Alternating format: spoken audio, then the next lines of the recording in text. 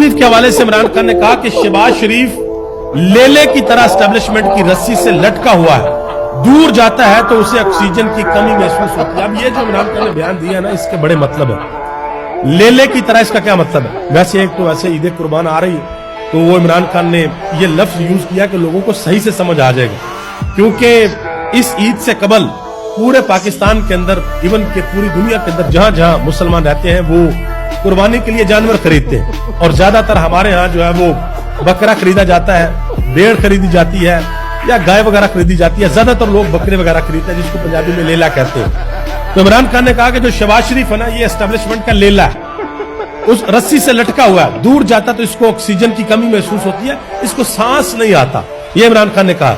और आपको पता है कि जो लेला होता है वो उसका सिस्टम क्या होता है कि आपने रस्सी से पकड़ना होता है और जहां आपका दिल करे आप उसको लेकर चले जाते हैं।